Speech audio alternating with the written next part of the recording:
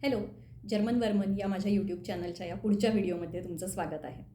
आजचा व्हिडिओ आहे मागच्या 2 महिन्यात मी इथे अनुभवलेल्या एका घटनेबद्दल. जो म्हणजे माझा एक ॲक्सिडेंट झाला आणि त्याच्यानंतर हात फ्रॅक्चर होणे आणि अशी जी काही सगळी घटना घडली आणि त्याच्या पुढचे हे मधले 2 महिने याबद्दल मी बोलणार आहे. तुम्ही इथे नवीन असाल तर थोडक्यात पार्श्वभूमी आधी सांगते की माझं नाव मधुरा आहे आणि मी जर्मनीत गेली 13 वर्ष राहते. मी आवड म्हणून हौशी लेखिका आहे आणि त्याच्याशिवाय मी एक जर्मन पेज चालवते गेम्युझोन नावाने, जिथे मी महाराष्ट्रीय भारतीय खाद्यसंस्कृती खाद्यपदार्थ याबद्दल जर्मन भाषेतून बोलते. आणि माझ्या मराठी लिखाणाचं आणि थोडेफार इथे इंग्लिश व्हिडिओही असतील तर त्या सगळ्याला एक एक्सटेन्शन म्हणून मी आता हे यूट्यूब चॅनलही सुरू केलेलं आहे. आधीचे व्हिडिओ पण तुम्ही अवश्य बघू शकता. आणि आता आजच्या व्हिडिओला सुरुवात करते. तर ही गोष्ट आहे 13 नोव्हेंबरची. मी ऑफिसच्या कामासाठी एका कॉन्फरन्सला गेले होते, म्हणजे आमच्याच ऑफिसने अरेंज केलेली. आणि तिथे असताना म्हणजे 2 दिवसांपैकी दुसऱ्या दिवशी सकाळी कॉन्फरन्सच्या आधीची एक थोडी जी काही तयारी असते त्यात मॉनिटर एका ठिकाणाहून दुसरीकडे न्यायचा होता, जे थोडंसंच अंतर होतं. पण मी मॉनिटर घेऊन जात असताना मध्ये एक अजून काहीतरी होतं ज्याला अडखळून मी पडले. आणि ते नेमकं सगळा माझा भार आला तो डाव्या कोपरावर आला आणि तिथून पूर्ण एका वेगळ्या गोष्टीची सुरुवात झाली असं मी म्हणेन. मी 25 वर्षांपूर्वीही नेमकं हे असं अनुभवलेलं आहे उजव्या कोपरावर. तेव्हा माझा गाडीवरनं म्हणजे मी मागे बसले होते आणि मी ॲक्सिडेंट झाला आणि त्याच्यामुळे पडले. तर तेव्हाही ऑपरेशन झालं होतं, त्याच्यात स्क्रू वगैरे होते. पण तरीही यावेळेला जेव्हा मी पडले तेव्हा ते बघून मला हे अगदी नक्की समजलं होतं की हे काहीतरी मोठं झालेलं आहे आणि प्रॉबेबली साधं सोपं काही नसणार आहे. अर्थात मोठं म्हणजे किती मोठं याचा मला खरं तर तेव्हा काहीच अंदाज नव्हता. ऑफकोर्स तेव्हा मेजर दुखायला लागलं आणि स्किनला माझ्या काही झालेलं नव्हतं, पण ती जागा ते ज्या पद्धतीने सगळं सुजलेलं होतं त्याच्यावरनं मला कळलं की हे काहीतरी आहे मोठं. मग तरीही एक 2-3 मिनटं वाट बघितली आणि त्याच्यानंतर हॉटेलवाल्यांनी मला तिथल्या हॉटेलच्या स्टाफनी मला वर आणलं आणि त्यांनी मला एक बर्फ आणि अशा बेसिक गोष्टी जे काय फर्स्ट एड असं करू शकतात ते त्याच्यासाठी खूप चांगल्याने मदत केली. आणि एकीकडे ॲम्ब्युलन्स म्हणजे फोन केला. साधारण 4थ्या ते 5व्या मिनिटाला माझ्या मते ॲम्ब्युलन्स आली होती. मी एकीकडे माझ्या नवऱ्याला फक्त फोन करून कळवलं की असं असं झालेलं आहे आणि तेही मी पूर्ण बोलेपर्यंत ॲम्ब्युलन्स होती तिथे. ते लोक आलेले होते आतमध्ये. त्याच्यानंतर त्यांनी ते चेक केलं कुठे दुखतंय आणि ते म्हणाले की आपल्याला दवाखान्यातच जावं लागेल, एक्सरे काढल्याशिवाय काहीही समजणार नाही. मग तिथून मी पहिल्यांदा तिथल्या दवाखान्यात ही जागा जरा माझ्या राहत्या जागेपासून दूर आहे, त्याच्यामुळे पहिले तिथे जे सगळ्यात जवळ हॉस्पिटल आहे तिथे त्यांनी मला सोडलं. आणि तिथे इमिजिएट गेल्यानंतर मला स्ट्रॉंग पेनकिलर त्यांनी पहिले दिले आणि मग एक्सरे साठी नेलं. या सगळ्या याच्यात मध्ये थोडेफार डॉक्युमेंटेशन जे काय असतं ते तसं त्यांनी केलं. माझं इन्शुरन्स कार्ड माझ्याकडे होतं आणि जर्मन मेडिकल सिस्टीममध्ये इन्शुरन्स कार्ड हे तुमच्याजवळ कायमस्वरूपी असतंच, असायलाच लागतं. त्याच्यामुळे त्यांनी ते सगळं झालं. तर मुळात हा माझा काही पहिला अनुभव नाही आहे जर्मन मेडिकल सिस्टीमचा. इथे मी काही 1-2दा छोट्या-मोठ्या कारणांसाठी आणि त्याच्यानंतर एक म्हणजे मोठ्या काळासाठी म्हणजे एक माझ्या मुलाच्या वेळेला जेव्हा मी प्रेग्नंट होते तर प्रेग्नन्सी आणि त्याचा जन्म या वेळेलाही दवाखान्यातला एक अनुभव आहे. पण यावेळेचा हा आता पुन्हा एक वेगळा अनुभव होता आणि मी आत्ता फक्त याबद्दल बोलते आहे. जुन्या कुठल्याही अनुभवांबद्दल बोलण्यासाठी हा व्हिडिओ नाही आहे. तर अशा प्रकारे जेव्हा तिथे ते स्ट्रॉंग पेनकिलर्स देऊन मग एक्सरेसाठी मला नेलं आणि मग एक्सरे काढला गेला, जे सगळंच खरं तर खूप पेनफुल होतं, कारण ते वेगवेगळ्या पोझिशनला त्यांना हात ठेवायचा होता आणि मला ते काहीच जमत नव्हतं. आणि हे करताना मी एकीकडे पुन्हा नवऱ्याला फोन केला. उजव्या हातात कसाबसा असा फोन थोडासा धरून की असं असं आहे आणि त्याला सांगितलं की तू आमच्या मुलाला सृजनला तू प्लीज कुठेतरी त्याच्या मित्राकडे किंवा असं सांग की तू तिकडे जा आणि तू इकडे मला घ्यायला ये असं.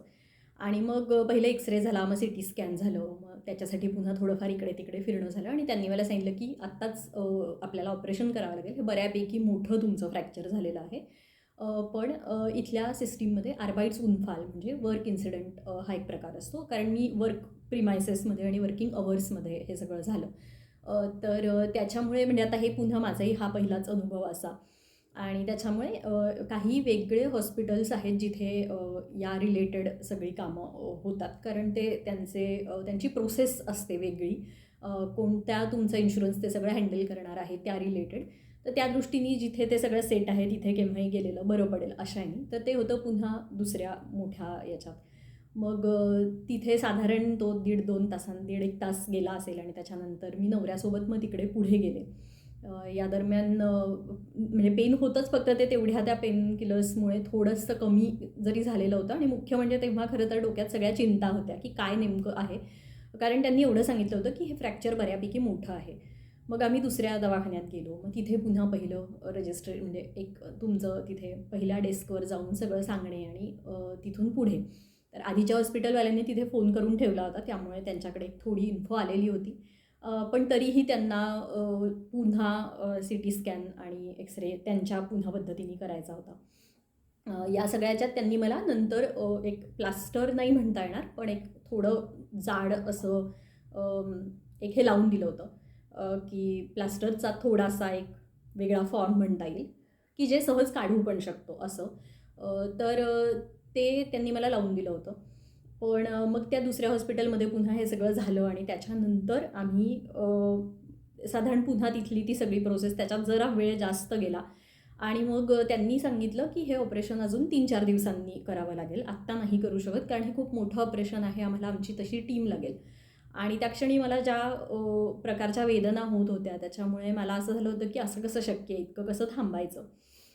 पण ते म्हणाले की नाही हे खूप डिफिकल्ट आमच्यासाठी सगळं आहे आणि मग त्यांना मी म्हटलं की मग मी माझ्या जवळ जे हॉस्पिटल आहे मी जिथे राहते तिथे जाणं प्रिफर करेन कारण अदरवाईज मला हे खूप लांब आहे आणि माझ्या घरी माझा मुलगा पण आहे.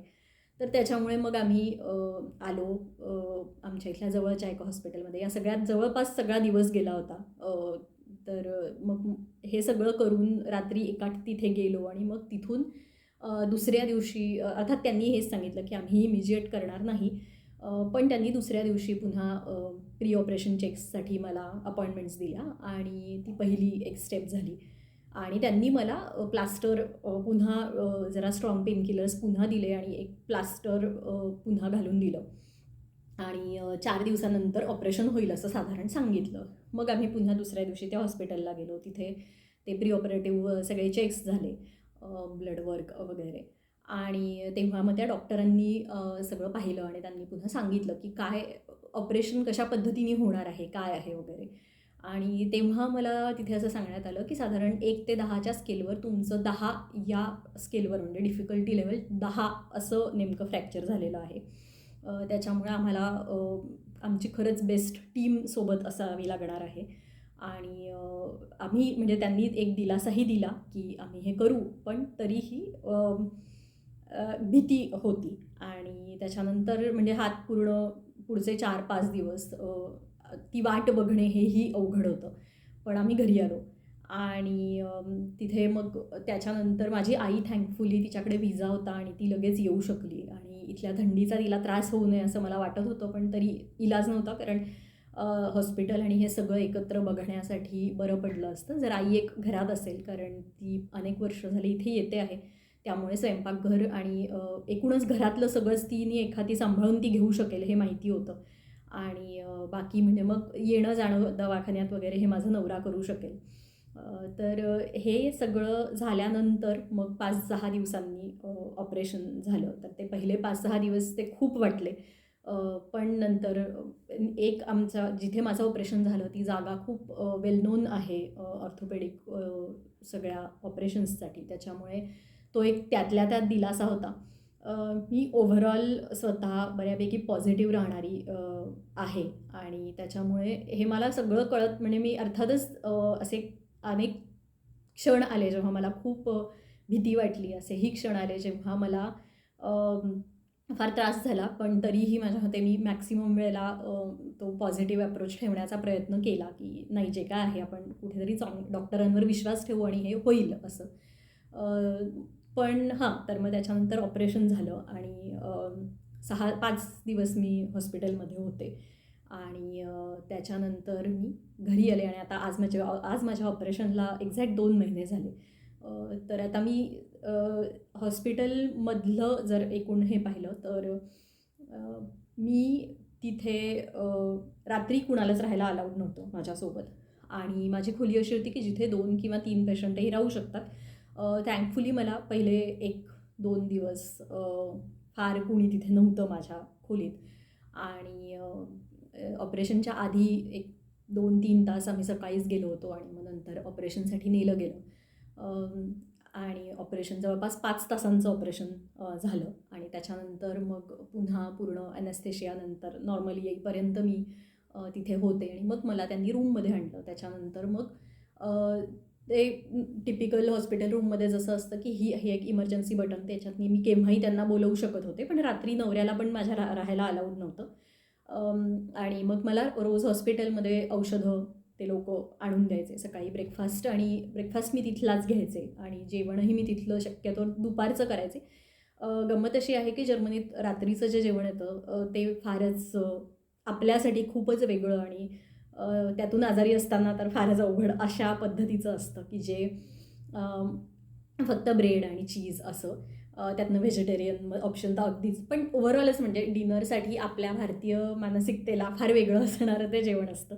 तर मी शक्यतो ब्रेकफास्ट तिथला करायचे की ज्याच्यात साधारण ब्रेड, बटर आणि वेगवेगळ्या प्रकारचे ब्रेड यायचे. जर्मन ब्रेड आहेतच वेगळे अनेक, तर रोज वेगवेगळे असायचे.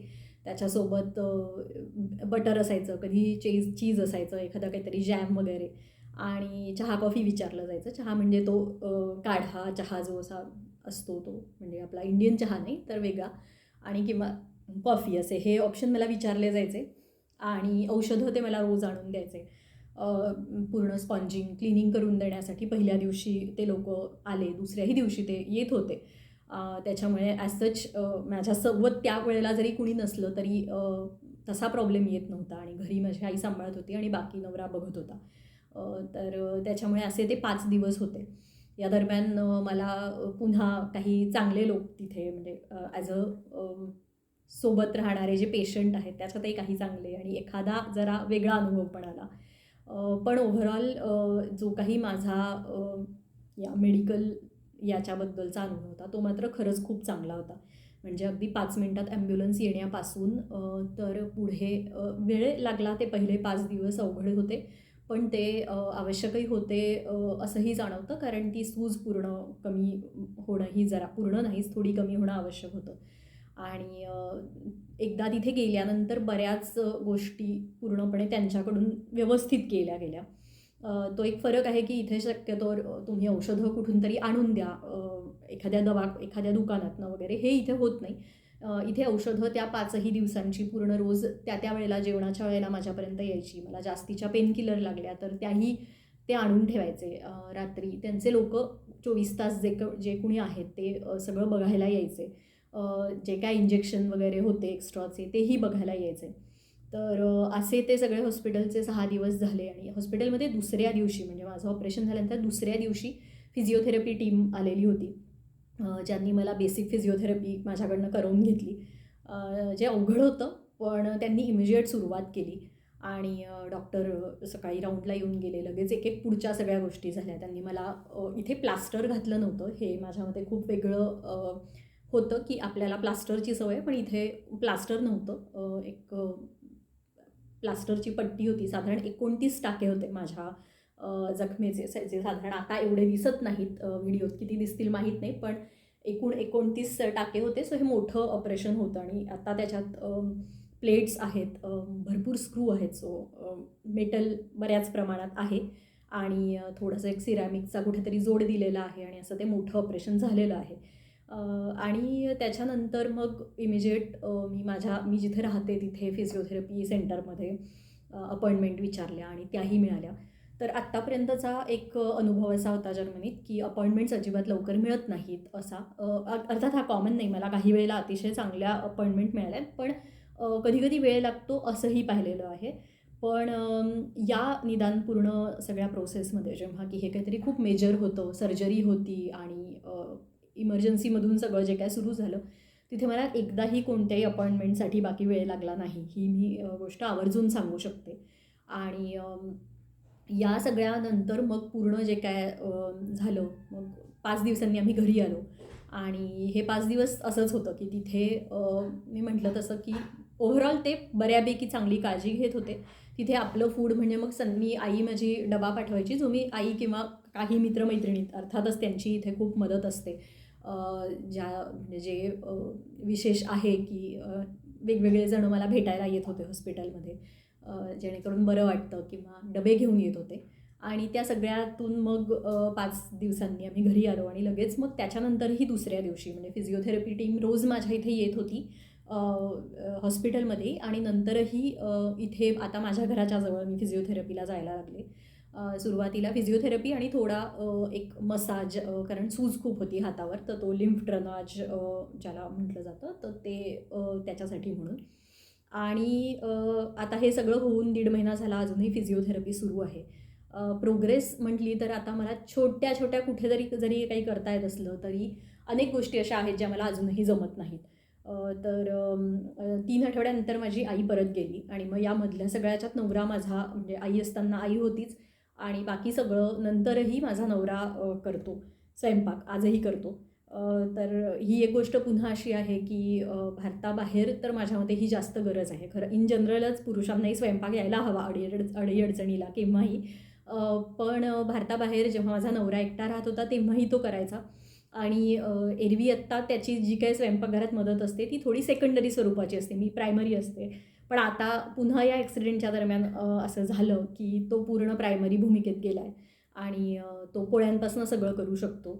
आणि आता जसं जसं मला थोडंसं जमतं तसं मी थोडंसं काहीतरी हातभार लावू शकते, पण ते डिपेंड्स मला काय जमतं आहे. सध्या मला ऑफिससाठी पूर्ण सुट्टी मिळालेली आहे. त्याच्यात पुन्हा वेगवेगळे प्रकार आहेत, म्हणजे 6 आठवडे पूर्ण सुट्टी, मग त्याच्यानंतरचं जे असतं त्याला एक कंप्लीट तुम्हाला तुमचा पगार न मिळता वेगळं त्याचं हे मिळतं. पण याच्याबद्दल मी आत्ता खूप त्या सगळ्या डिटेल्समध्ये या व्हिडिओमध्ये जात नाही आहे. पण थोडक्यात काय की सध्या आता, आणि मग माझी जेव्हा सुरुवातीची ही फिजिओथेरपी झाली त्याच्यानंतर आता मला जवळपास सध्या मी 2.5 तास फिजिओथेरपी सेंटरला जाते आहे, ज्यात अर्धा तास ग्रुप ॲक्टिव्हिटी असते, जिथे आमचे हाताचे वेगवेगळे व्यायाम करून घेतले जातात. नंतर 1 तास वेगवेगळे जे साधारण जिम इक्विपमेंट्स असतात तिथे स्पेशली हाताला च्या वेगवेगळ्या हालचाली व्हाव्या म्हणून ते व्यायाम असतात. आणि शिवाय अर्धा तास इंटेन्सिव्ह फिजिओथेरपी असते. अर्थातच तेव्हा दुखतं, अगदी काही ते दुखतच नाही असंही मी म्हणू शकत नाही, पण पूर्णपणे मलाही पूर्ण विचारून अतिशय काइंडनेस दाखवून हे सगळं केलं जातं. हे मी पूर्ण या प्रोसेसमध्ये म्हणू शकते की 90% वेळा जे काही अनुभव आहेत ते अतिशय काइंडनेसचे आहेत, म्हणजे ज्यात अत्यंत प्रेमाने माझ्यासोबत सगळे बोलतात. आणि कुठेही असं फार कमी वेळेला मला असे अनुभव आलेत किंवा ऑलमोस्ट निग्लिजिबल की हे काय, हे असं कसं जमत नाही आहे, किंवा असं एकदाही मला कोणी म्हणालेलं नाही आहे. अत्यंत समजून उमजून घेऊन की काय माझी परिस्थिती आहे त्याप्रमाणे ते व्यायाम एक एक वाढवले जातात. थोडं दुखणार हे मीही गृहीत धरलेलं आहे. आणि मग मधून बाकी म्हणजे माझे एक वेगळे ऑर्थोपेडिक डॉक्टर आहेत त्यांच्याकडे जायचं असतं. सो हे सगळं एका व्हिडिओत सांगायलाही खूप मोठं होईल, पण सध्या दिवस पूर्ण वेगळ्या ह्याच्यात गेलेले आहेत. आणि सध्या तर असं झालं आहे की कधी मी ऑफिसपेक्षा जास्त बिझी आहे असं झालं आहे. पण ओव्हरऑल एक्सपिरियन्स जर म्हटला तर नक्कीच चांगला होता. जे काय वाईट घडलं ते वाईटच घडलं. मी मुळात स्वतः एक व्यक्ती म्हणून मी बऱ्यापैकी पॉझिटिव्ह बघणारी आहे. मला शक्यतोवर विचार करायला असा पॉझिटिव्ह आवडतो, किंवा संकट आलं आहे तरी ते निभावून नेऊ असाच विचार माझ्या डोक्यात येतो. दॅट डझंट मीन की मला प्रत्येक वेळेलाच ते सोपं जातं. काही क्षण, काही दिवस खरंच असे असतात की जेव्हा हे खूप नकोसं होतं. किंवा मी सध्या खूपसं लिहू शकत नाही, म्हणजे ऑफिसचं तर काम नाहीच करू शकत ते, आणि एका स्टेजनंतर आता त्याची आठवण यायला लागते. मी घरातही अनेक गोष्टी करू शकत नाही. मी माझं लिखाण जे माझ्या खूप आवडीचं आहे तर ते उजव्या हाताने फोनवर टाईप करणं पूर्ण जरा अवघड आहे 2 हातांपेक्षा. तेही सध्या खूप रिस्ट्रिक्टेड आहे. त्यामुळे सध्या मी आता व्हिडिओ करते आहे, पण त्यातही मला बरेचदा मदत लागते. मी त्यात कोणतेही एडिटिंग आणि काही न करता हे सगळं करते. म्हणजे आत्ता मी जस्ट एक उदाहरण म्हणून दाखवायचं झालं तर माझा हा हात कोपऱ्यातून पूर्ण वाकतच नाही, हा याच याच्यात राहतो जो आपण हा हात पूर्ण असा घेऊ शकतो. सेम हे असं आहे की हा हात असा मी वळवूच शकत नाही, हे मनगट जेव्हा आहे हे मी असं वळवूच शकत नाही. तर याच्यासाठीचे सगळे व्यायाम आहेत आणि हे कदाचित अजून किती 6-8 महिने मला अंदाज नाही आहे, ते प्रत्येक वेळेला ते सगळं जरा क्लिअर नाही आहे, पण ते चालूच राहील बरेच दिवस असं वाटतंय. माझ्या घराच्या जवळ अगदी ते फिजिओथेरपीचं सेंटर असल्यामुळे मी तिथे पायी चालत जाते आणि पायी परत येऊ शकते. त्यामुळे तो प्रश्न येत नाही. आणि बाकी अशा त्याच्यात खूप छोट्या-मोठ्या गोष्टी आहेत ज्या कदाचित पुन्हा मला एकदा मी नंतर लिहून काढणार आहे याशिवाय. मला अनेक लोकं भेटली, म्हणजे मी गमतीने असंही म्हणते की हे माझ्या लिखाणाला अजून नवीन-नवीन विषय मिळावे म्हणून हे असं झालं की काय? पण त्याच्याशिवाय हो, हे कधी-कधी फार त्रासदायक आहे. म्हणजे फिजिकल पेन आणि मेंटल दोन्ही याच्यावर ही परीक्षा आहे. पण ॲज आय सेड मी बऱ्यापैकी प्रयत्न करते की मी पॉझिटिव्ह राहीन आणि असं म्हणत राहीन की हे सगळं नीट होणार आहे म्हणून. थँकफुली माझा नवरा आणि मुलगा हे माझ्यासोबत आहेत. माझी आई येऊ शकली. असं हे सगळ्या गोष्टी पण होत्या आणि त्याच्यामुळे आता हे अजून काही दिवस माझ्यासोबत सगळे हे गोष्टी असणार आहेत. नवीन-नवीन अनुभव जमा होत आहेत. पण I am extremely thankful to the doctors and all the medical staff आणि माझे फिजिओथेरपीची पूर्ण टीमसुद्धा, की ज्यांच्या मदतीने आत्ता हे सगळं निदान जी काय प्रोग्रेस दिसते आहे ती आहे. आणि हा एक पूर्ण एक अनुभव म्हणून सांगावा वाटला. की आणि या सगळ्या दरम्यान मी पूर्ण जर्मनमध्ये बोलत होते.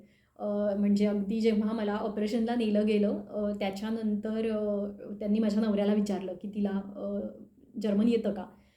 किंवा इंग्लिश येतं का? तर नवरा म्हणाला की हो, तिला दोन्ही येतं आणि फक्त जर्मनही येत असलं तरी माहीत नाही ॲनेस्थेशियानंतर काय होईल असं. पण मी ॲनेस्थेशियानंतरही पूर्ण वेळ जर्मन बोलत होते आणि सगळ्या वेगवेगळ्या डॉक्टरांशी. मला सगळे मेडिकल टर्म्स त्यातल्या पूर्ण कळतात असं नाही, पण एक कॉन्टेक्स्टमध्ये मी मॅक्सिमम गोष्टी समजून घेऊ शकत होते. तर त्याच्यामुळे सध्या मी गमतीने असंही म्हणते की माझा कोणत्याही सर्टिफिकेटपेक्षा मी ऑपरेशनमधनं जेव्हा त्या गुंगीतनं बाहेर आले तेव्हाही मी जर जर्मन बोलू शकते तर this is the best certificate that I can have. त्याच्यामुळे बघू. पण हा पूर्ण पुन्हा जर्मन भाषेचा मेडिकल याच्यातला एक प्रवास जो मी खूपच त्याच्यात कमी याच्यावर आहे, पण मी सगळं डील करू शकले याचा मलाही खूप आनंद आहे की मी हे सगळं जर्मनमधून बोलू शकले. काही ठिकाणी डॉक्टर्स इंग्लिशमधनं बोलले असते, पण आता ते माझ्यात नॅचरली झालं आहे की इथे सगळीकडे जर्मन बोललं जातं. तर हे सगळं भाषा आणि माझ्यामध्ये जरा सरमिसळ झाली या सगळ्या व्हिडिओमध्ये. पण हा थोडक्यात अनुभव आणि एक स्टेटस पण, कारण अनेक लोकं मला विचारतातही की सध्या कसा आहे हात? तर सध्या ही ॲज आय सेड ही प्रोग्रेस आहे की अनेक गोष्टी अजूनही खूप रिस्ट्रिक्टेड आहेत आणि त्याला वेळ लागणार आहे. पण मी माझ्या दृष्टीने घरातल्या गोष्टींमध्येही खूप प्रयत्न करते की छोट्या-छोट्या गोष्टींमधून काहीतरी कॉन्ट्रिब्यूट करत राहायचं आणि ॲक्टिव्ह राहायचं आणि त्यातनं हळूहळू होपिंग की हे होईल.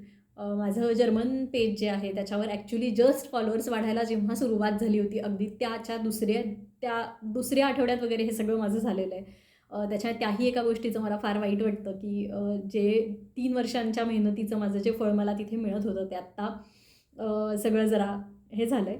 पण हरकत नाही, काही ऑप्शन नसतो अशा गोष्टींना. तर त्याच्यामुळे असंही सध्या पूर्ण एक स्टोरी आहे माझ्या या हाताच्या सगळ्या याच्या मागची.